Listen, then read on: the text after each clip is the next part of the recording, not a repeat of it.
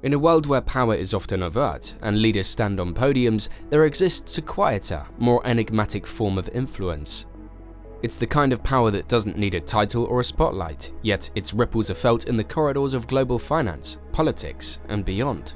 It's a legacy so deeply entrenched in history that its origins are almost mythical. We're talking about the Rothschilds.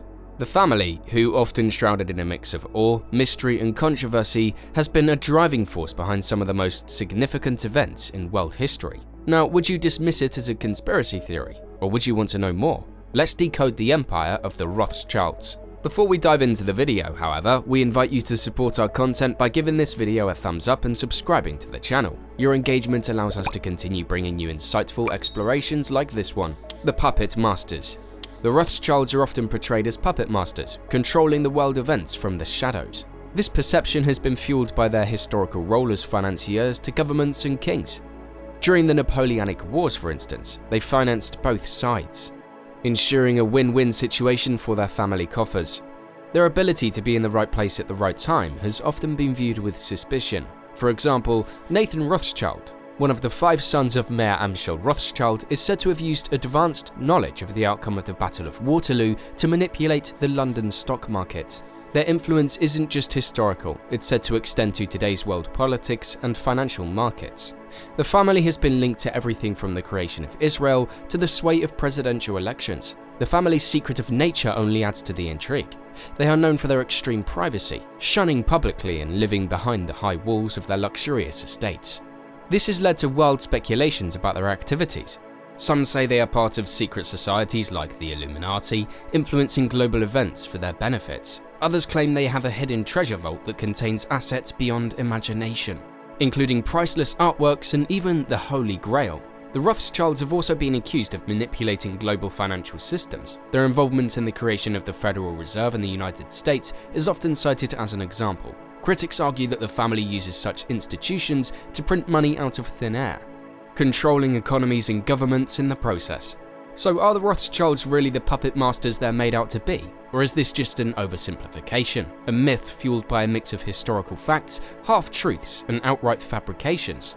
Well, we will get to that a little later. For now, let's just say that in today's connected world where power is distributed across multiple actors, from states to corporations to international organizations, the Rothschilds have mastered the art of influence, whether we believe they are puppet masters or not.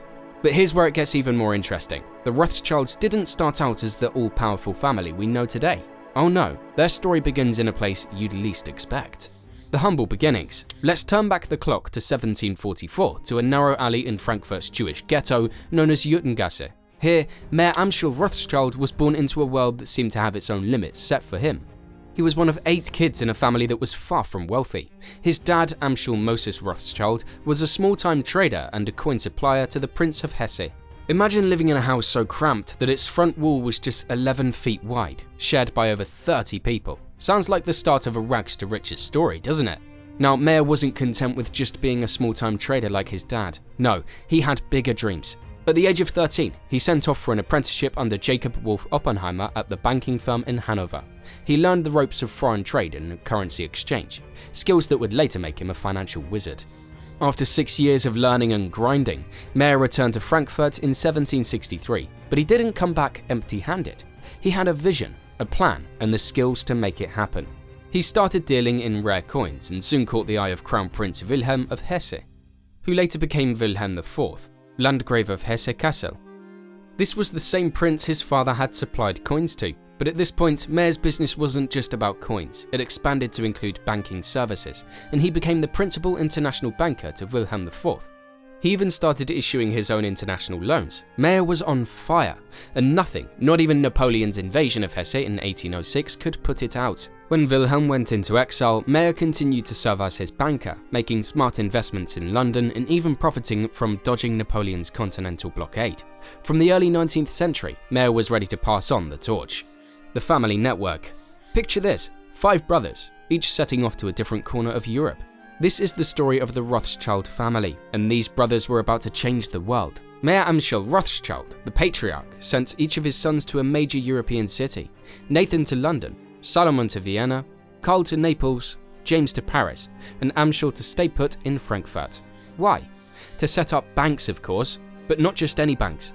These were the first steps in creating an international network of money, power, and influence. These were the banks that dealt with the kings and queens, governments, and even entire countries. Imagine being the go-to person when a country needed a loan or when a king wanted to fund a war. That's the kind of power we're talking about.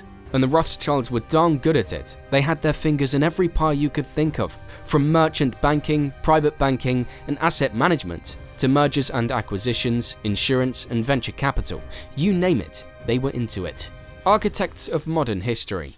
The Rothschild family's influence in shaping history is perhaps the most vividly illustrated by their involvement in the Suez Canal. Lionel Nathan de Rothschild, the eldest son of Nathan Mayer Rothschild, played a pivotal role in this monumental project.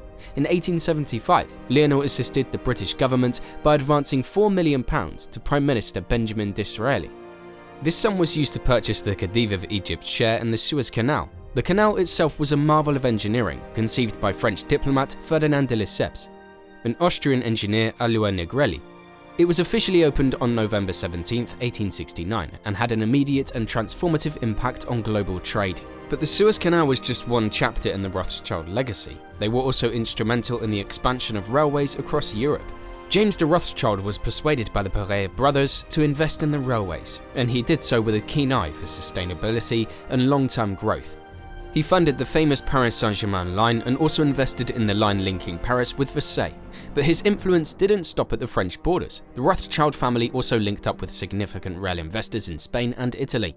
What set James apart was his approach to investment. Unlike others who were swayed by the political winds of the time, James sought stability.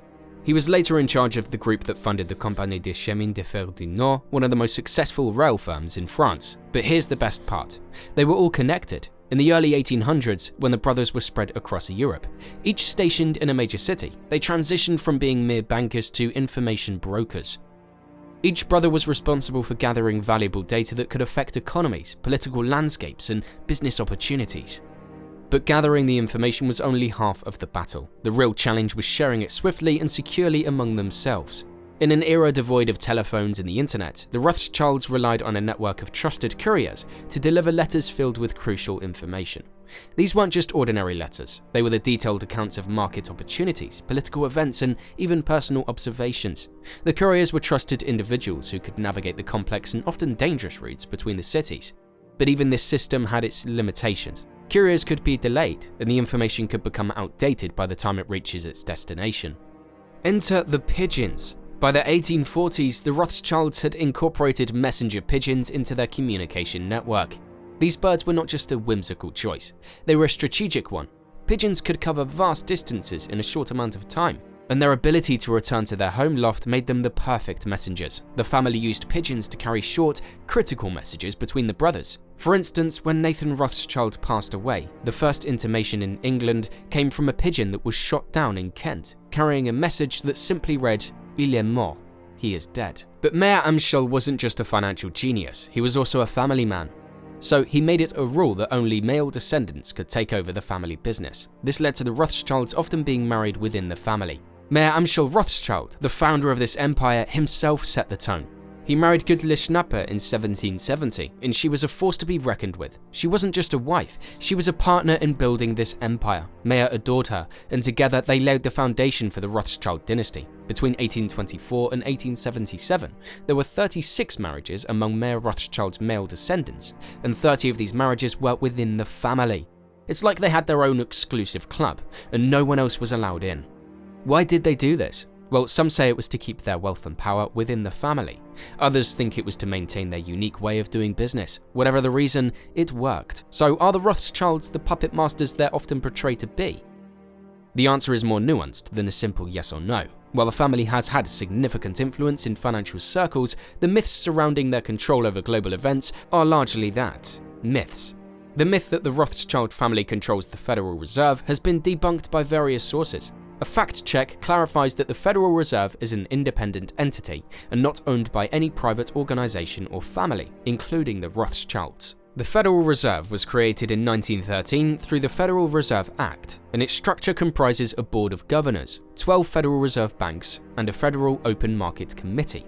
The idea that the Rothschilds control this complex system is not supported by factual evidence. Another enduring myth is that Nathan Rothschild manipulated the London stock market using advanced knowledge of the outcome of the Battle of Waterloo. However, this story has been proven false. Nathan Rothschild was not even in Belgium at the time of the battle. The story originated from an anti-Semitic pamphlet circulated in Europe in the 19th century. Over the years, the myth has been adapted and embellished, but the core claim remains untrue.